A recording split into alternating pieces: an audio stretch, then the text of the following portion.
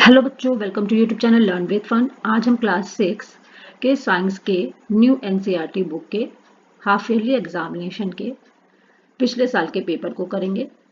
तो बच्चों, इसमें टाइम दिया गया है 2.5 आवर्स और मैक्सिमम मार्क्स हैं 60।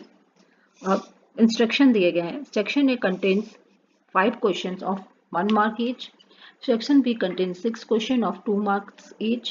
Section C contains 5 questions of 3 mark each.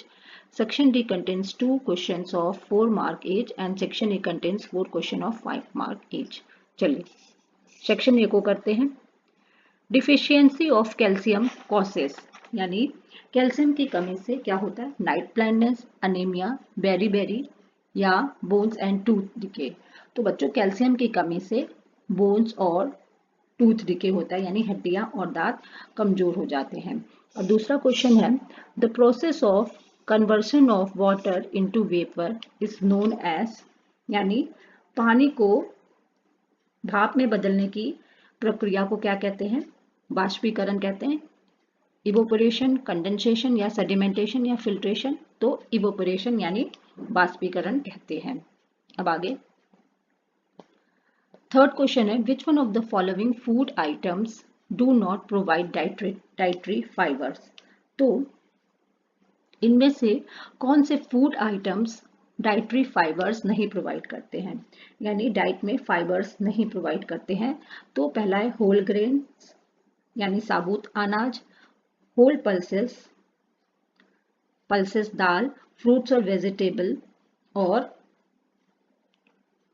Milk. तो इसमें जो है हमें मिल्क से डाइटरी फाइबर्स नहीं मिलते हैं। चलिए आगे, which of the following sources of protein is different from other, यानी कौन से प्रोटीन के सोर्स इन दिए गए सोर्सों में अलग हैं? तो देखते हैं। सबसे पहले है पीज, ग्राम, सोयाबीन्स, कॉटेज चीज। तो इसमें से कौन सा अलग है? तो बच्चों, पीज और ग्राम और सोयाबीन्स जो है ये प्लांट प्रोडक्ट है, ये हमें प्लांट से मिलते हैं। और कॉटेज चीज एनिमल से मिलता है। तो कॉटेज चीज पे टिक लगाएंगे। आगे फिफ्थ क्वेश्चन है, animal that live both on land and in water are called are. तो वे जानवर जो भूमि और जल दोनों में ही रहते हैं उन्हें क्या कहते हैं? Terrestrial, aquatic, amphibian, herbivorous. तो उन्हें एम्फीबियन कहते हैं। अब आगे section B, name two food stuff from which we get protein. तो दो फूड स्टफ्स के नाम बताइए, दो ऐसे खाद्य पदार्थों के नाम बताइए जिनसे प्रोटीन मिलता है। तो आंसर लिख लेंगे मिल्क एंड पल्सेस। अब आगे next question, how water changes it's state, यानी पानी अपने स्टेट को कैसे बदलता है? तो पानी अपने स्टेट को फ्रीजिंग, मेल्टिंग और हीटिंग से बदलता है। तो आंसर लिखेंगे state of water can be change bye freezing, melting and heating. अब आगे क्वेश्चन देखते हैं, डिफाइन बैलेंस डाइट। तो बैलेंस डाइट को डिफाइन करें। तो आंसर लिखेंगे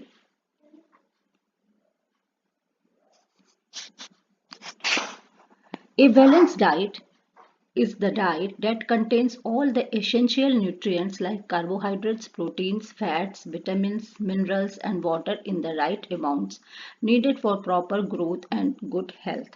तो बैलेंस डाइट वो होता है जिनमें carbohydrate, protein, fats, vitamins, minerals और वाटर, ये सभी जो है तत्व उचित मात्रा में होते हैं ताकि स्वास्थ्य के लिए उचित ऊर्जा मिल सके। चलिए आगे, here are two types of seeds. What difference do you find among the roots and leaf veneration of their plants? तो यहाँ दो तरह के सीड्स हैं। देखिए बच्चों, यहाँ दो तरह के सीड्स हैं, पहले बीट है और दूसरा है किडनी बीन्स। तो इन दोनों में उनके पौधों की जड़ों और पत्तियों में आप क्या पाते हैं? बीट की जड़ों और पत्तियों में और किडनी बीन्स की जड़ों और पत्तियों में आप क्या अंतर देखते हैं? तो बीट मोनोकॉट सीड होता है, यानी उसे हम दो पार्ट्स में स्प्लिट नहीं कर सकते हैं, जबकि किडनी बीन्स जो होते हैं वो डाइकॉट होते हैं, इन्हें हम दो पार्ट्स में स्प्लिट कर सकते हैं। बीट की पत्तियों में पैरेलल वेनेशन पाया जाता है, जैसे आपने केले के पत्तियों में देखा होगा, पैरेलल वेनेशन मीन्स इस तरह के वेनेशन। और किडनी बीन्स के पत्तियों में रेटिकुलेट वेनेशन पाया जाता है, देखिए इस तरह से। और इनकी जड़ें जो है, बीट की जड़ें होती हैं फाइब्रस, और जबकि किडनी बीन्स की जड़ें होती हैं टैप रूट। फाइब्रस रूट्स इस तरह की होती हैं और टैप रूट इस तरह। चलिए आंसर देखते हैं। Beet monocot have parallel venation and fibrous root system, while kidney beans dicot have reticulate venation and a taproot system. Write two difference between mountains goat and goats of the plains. तो mountain goats और planes के गोट में, मैदानी इलाकों में रहने वाले goats में आप अंतर बताइए। तो चलिए देखते हैं।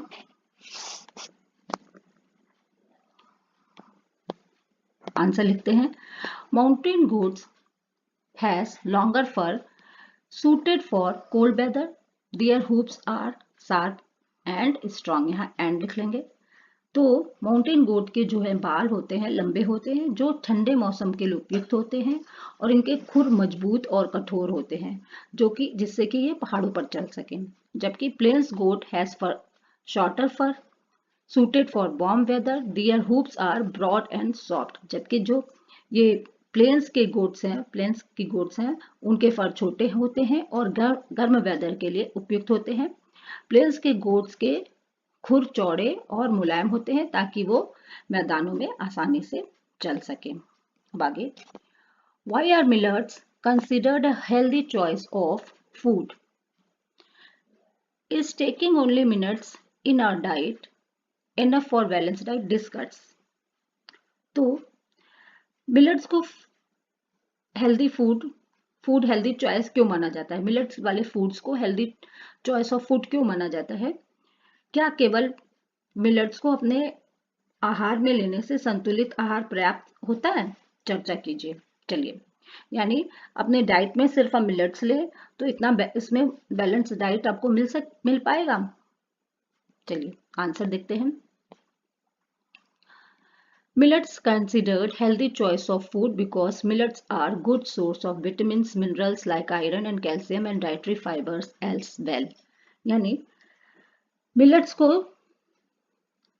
स्वास्थ्यवर्धक भोजन माना जाता है, क्योंकि इसमें सभी विटामिन, आयरन, कैल्शियम, मिनरल्स पाए जाते हैं और ये फाइबर्स के अच्छे सोर्स होते हैं। अब दूसरे क्वेश्चन का answer. No, only millets are not enough. Along with millets, we must eat fruits, vegetables, pulses, milk and some fats for a balanced diet. यानी केवल मिलेट्स बैलेंस डाइट के लिए पर्याप्त नहीं है। बैलेंस डाइट के लिए हमें मिलेट्स के साथ साथ फल, सब्जियां, दाल, दूध, फैट्स भी खाना चाहिए।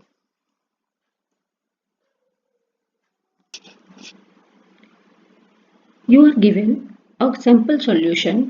How do you identify that the given sample solution contains carbohydrate? तो आपको एक सैंपल सॉल्यूशन दिया गया है, आप कैसे पहचानेंगे कि उस सॉल्यूशन में कार्बोहाइड्रेट है? तो चलिए आंसर लिखते हैं। Add a few drops of iodine solution to the sample.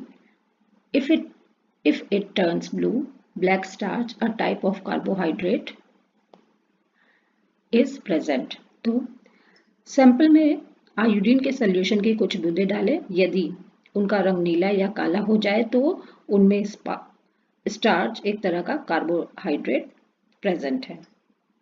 अब नेक्स्ट क्वेश्चन देखते हैं। Frame 3 questions which can be asked to your grandmother about traditional and modern cooking practices, culinary practices. तो traditional और modern cooking practices के बारे में अपनी दादी से पूछे जा सकने वाले 3 प्रश्न या 3 सवाल बनाएं।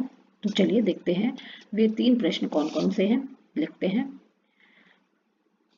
In earlier times, we used a clay stove chulha for cooking, but now why do we use a gas stove?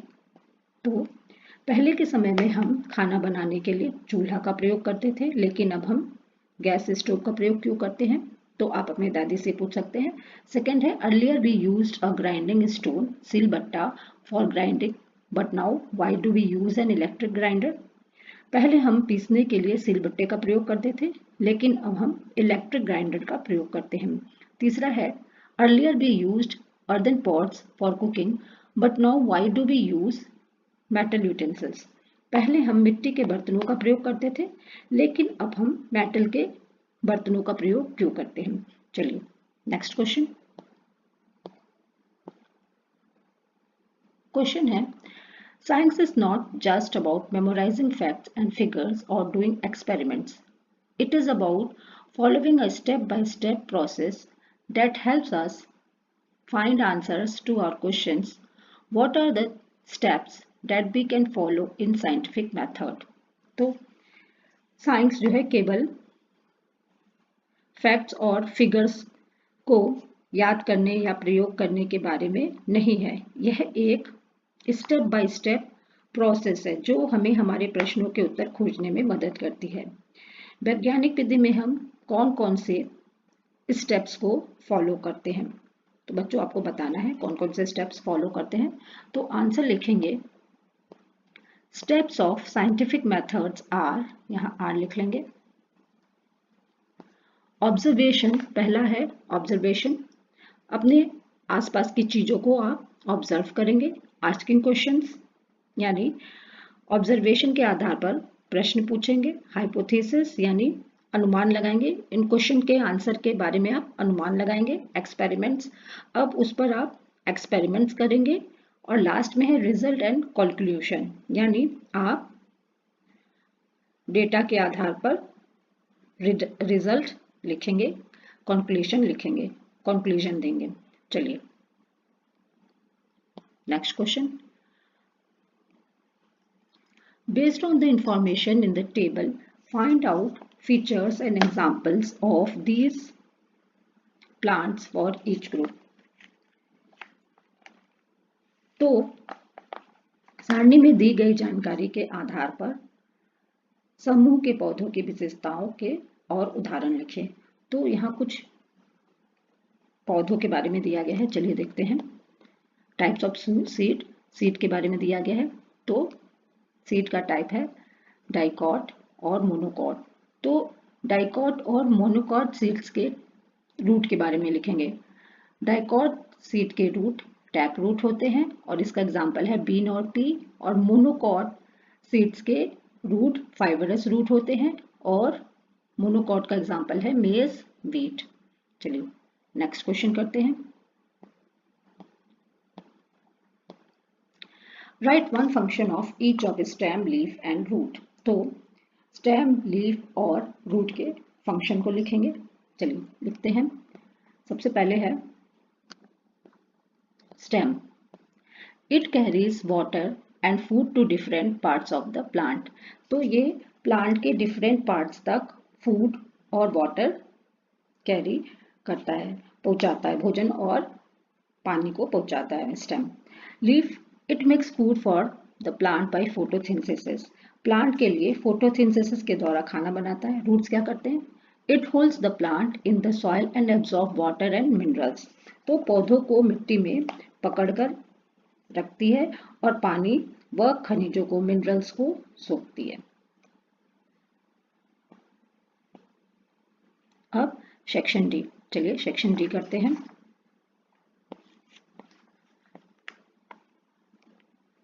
Name of some animals are given below. Group them based on their habitats. Write the names of aquatic animal in the area marked A and terrestrial animals in the area marked B. Enter the names of animal living in both habitats in part C. तो कुछ जानवरों के नाम दिए गए हैं, उनके habitats के अकॉर्डिंग आप उन्हें उनकी ग्रुपिंग करें। पार्ट ए में पानी में रहने वाले, पार्ट बी में जमीन में रहने वाले, जमीन पर रहने वाले, और पार्ट सी में उन जानवरों के नाम लिखिए जो जमीन और पानी दोनों में रहते हैं। तो चलिए करते हैं। तो यहाँ कुछ एनिमल्स के नाम दिए गए, हॉर्स, डॉल्फिन, फ्रॉग, सेप, स्क्विरल, व्हेल, अर्थवॉर्म। तो पार्ट ए में आप पानी में रहने वाले एनिमल्स के नाम लिखेंगे, डॉल्फिन और व्हेल। पार्ट बी में टेरेस्ट्रियल एनिमल के बारे में, जमीन पर रहने वाले जानवरों के बारे में लिखेंगे, तो हॉर्स, सेप, स्क्विरल, अर्थवॉर्म। यहाँ वॉर्म कर लेंगे, अर्थवॉर्म। अब सी में पानी और जमीन दोनों में रहने वाले एनिमल्स के नाम लिखेंगे, तो फ्रॉग एंड क्रोकोडाइल लिख लेंगे। चलिए आगे, question number 18। Gaurav got a fracture in his leg. His doctor aligned the bones and put on a plaster. The doctor also gave him calcium tablets. On the second visit, the doctor gave him vitamin D syrup along with calcium tablets. गौरव के पैर में fracture हो गया। उसके doctor ने हड्डियों को सीधा किया और प्लास्टर चढ़ा दिया। डॉक्टर ने उसे कैल्शियम की गोलियां भी दी।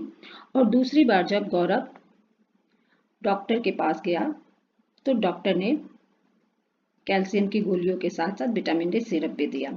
तो क्वेश्चन है, on the second visit why did the doctor give vitamin D syrup along with calcium tablets. तो दूसरी बार डॉक्टर ने कैल्शियम की गोलियों के साथ विटामिन डी सिरप क्यों दिया? तो चलिए आंसर लिखते हैं। Because vitamin D helps in absorption of calcium in the body. Without vitamin D calcium can not be properly utilised for bone healing. तो कैल्शियम की गोलियों के साथ विटामिन डी सिरप इसलिए दिया जाता है क्योंकि विटामिन डी शरीर में कैल्शियम के एब्जॉर्प्शन में मदद करता है। बिना विटामिन डी के कैल्शियम का सही उपयोग नहीं हो पाता और हड्डियां ठीक से नहीं जुड़ पाती हैं। चलिए नेक्स्ट क्वेश्चन देखते हैं।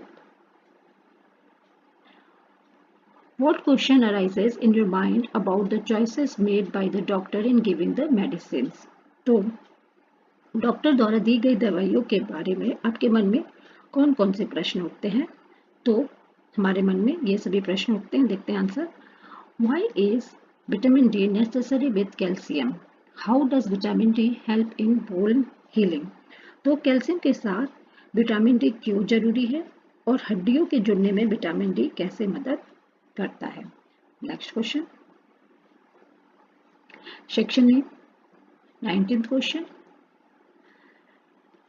As the population grows and people want more comfortable life, forests are being cut down to meet various needs. How can this affect our surroundings? तो जैसे जैसे पॉपुलेशन बढ़ती है और लोग अधिक आरामदायक जीवन चाहते हैं, अपने नीड्स को पूरा करने के लिए जंगल की कटाई की जाती है। इसका हमारी सराउंडिंग पर कैसे इफेक्ट पड़ता है? तो चलिए आंसर लिखेंगे।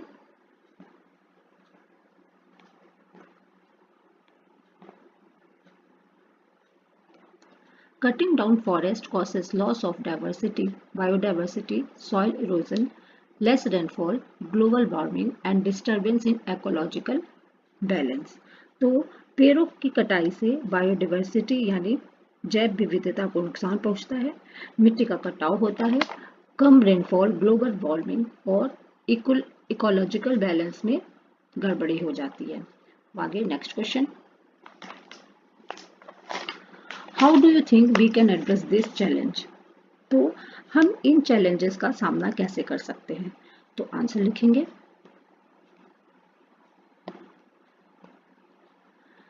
By afforestation, planting trees, using resources carefully, recycling and spreading awareness. तो वृक्षारोपण करके, संसाधनों का सही या सावधानी से उपयोग करके, रिसाइकलिंग करना और अवेयरनेस फैला करके हम इन चैलेंजेस का सामना कर सकते हैं। अब why water is essential part of our diet? तो वाटर हमारी डाइट का एसेंशियल पार्ट क्यों है? तो आंसर लिखेंगे।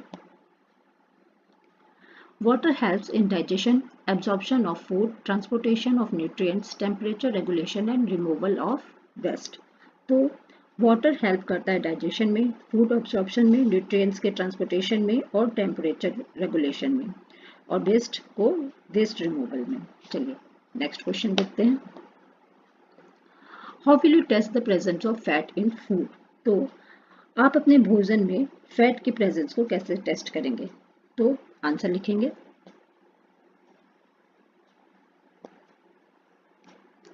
Rub the food item on blotting paper or brown paper. If oily or greasy spot appears that does not dry, then fat is present. तो food को blotting paper या brown paper पर रगड़ें। यदि ऑयल स्पॉट्स दिखाई दे तो उनमें फैट प्रेजेंट है। Next question number 20, give the criteria to categorise animals.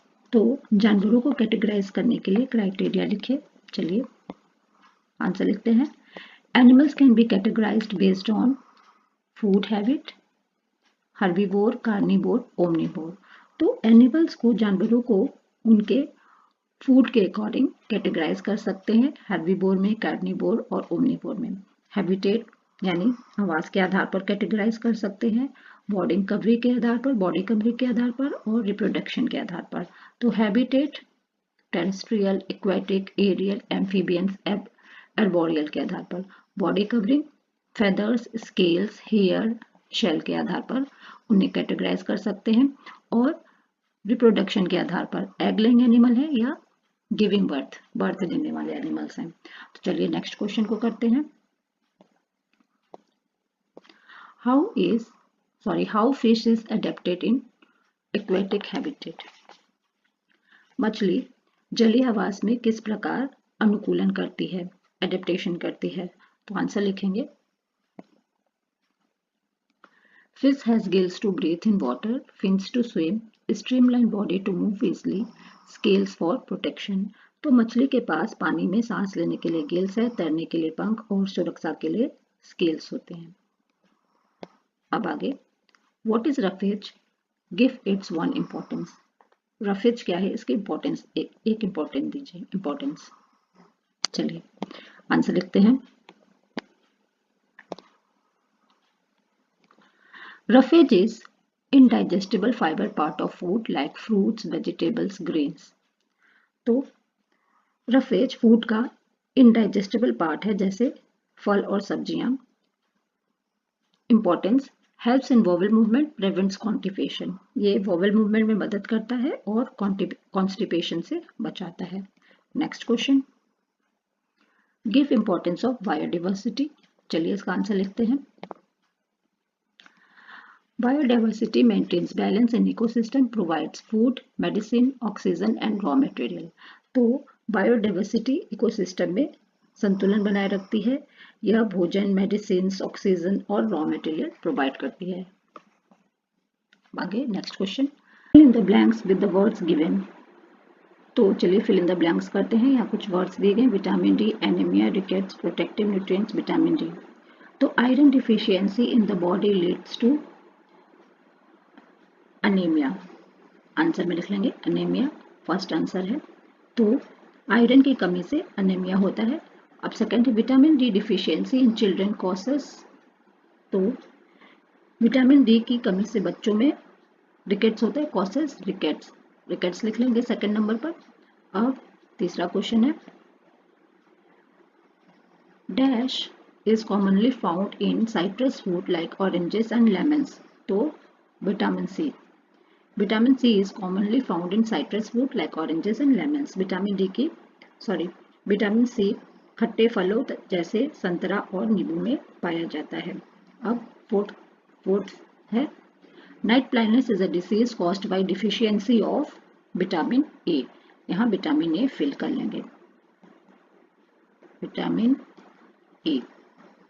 अब vitamin and minerals are also called, vitamin और मिनरल्स को और क्या कहते हैं, प्रोटेक्टिव फूड कहते हैं। फिल कर लेंगे प्रोटेक्टिव फूड।